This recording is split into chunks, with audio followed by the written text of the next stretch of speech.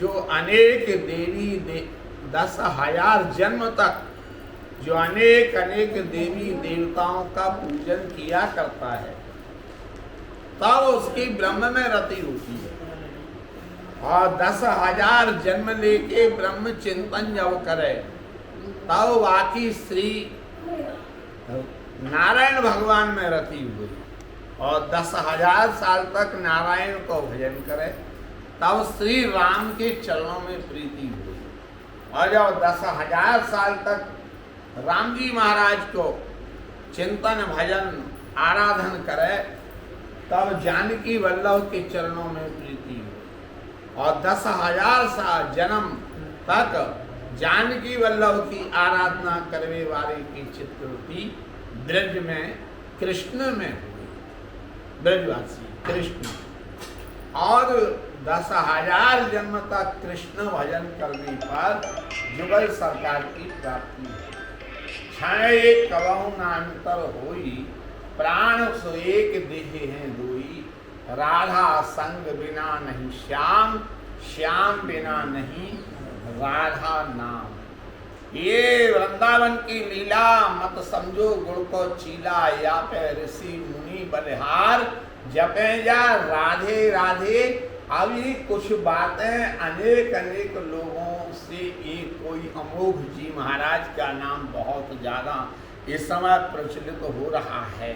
अभी उन्हें ये मालूम नहीं है कि वो अलग अलग की बात क्यों कर रहे हैं, उटपटांग बोल रहे हैं कि वो जो है यदि राधा रानी आएंगी कृष्ण को नहीं पाएंगे, अब यह कृष्ण को नहीं पाएंगी तो फिर वो भी लौट करके चली जाएंगी। ये सब जो है वृंदावन रसोपासना को ना समझने का कारण है। हमारे यहाँ तो एक प्राण द्वय देही, ये तो परम स्नेही, अलग अलग हो ही नहीं सकते हैं। फिर ये अमोघ जी के दिमाग में ये कीड़ा कहाँ से निकल पड़ा है कि ये राधा अलग है और कृष्ण अलग है।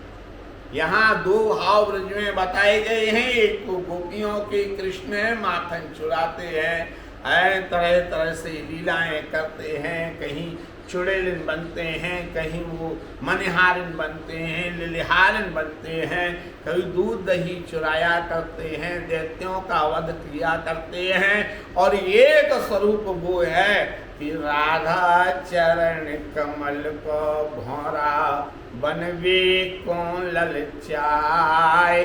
वहाँ केवल वो राधा चरण कमल के भ्रमर हैं और सेवा कुंज में श्री जी के चरणों को पलोट रहे हैं। अब यहाँ वो कहा जा रहा है कि यहाँ कृष्ण नहीं, आप अनाधिकारी हो, आपके लिए कृष्ण कैसे दिख जाएगा। वो तो सेवा कुंज में प्रिया जी के चरण कमल जो है पलोट रहे हैं, सिंहासन पर प्रिया जी विराजमान हो रही हैं। तो देखो भैया, जो भी महान पुरुष हैं, अच्छी बात है, नाम संकीर्तन आप कर रहे हो, करते रहें। हमारी समस्त उपासनाओं में पूर्ण निष्ठा है। वो संत हैं, वो भक्त हैं, उनके प्रति किसी प्रकार की बात नहीं है, वैष्णव अपराध नहीं होना चाहिए। लेकिन जो अमोघ जी मुंबई में बैठ के, माया नगरी में बैठ के वृंदावन के रस्तों के विषय में जो उल जलूल भाषा बोल रहे हैं, ये तो हो सकता है कि हनुमान जी महाराज भी जिस समय गए थे तो लक्ष्मण जी को जिस समय शक्ति लगी थी तो संजीवनी बूटी लेने के लिए गए थे।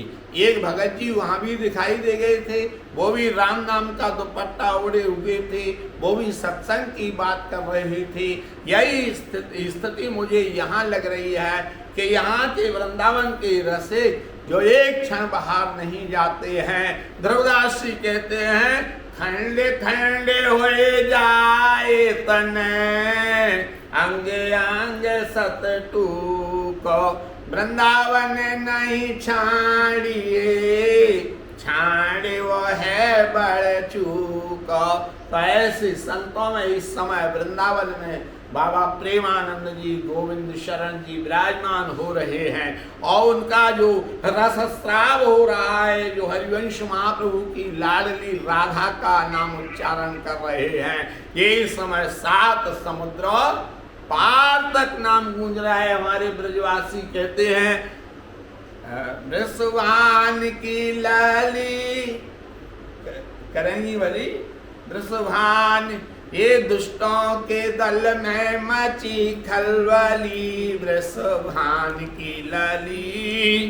तो ये अभी मैं सुन रहा था थोड़ी देर में हरिवंश महाप्रभु जी के, स्वामी हरदास जी के, हरिराम व्यास के पदों के लिए जो ये कह रहा हो कि ये तो कविताएं हैं, कविताओं को वहां के लोग जप रहे हैं। ये माया नगरी में रहने वाले ये जो है अमोघ आदि, ये क्या जाने वृंदावन की लीला के लिए। अरे वृंदावन की लीला मत समझो गुड़ को चीला, या पे ऋषि मुनि बलिहार जप जा राधे राधे। खैर मैं तो ससम्मान मुंबई से उनको वृंदावन में आमंत्रित करता हूँ, और यदि रस की बात उनके हृदय में नहीं बैठ रही है, रसे कह के, नकल करके, मुंह बना बना करके और रसकों के विषय में उनका अपमान करना, उनकी नकल करना, रस कहें, इससे काम नहीं चलेगा।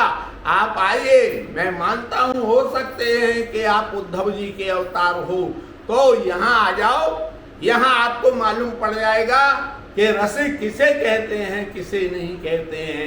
भगवत रसिक जी बोले, भगवत रसिक की बातें रसिक बिना को समझ सकत ना।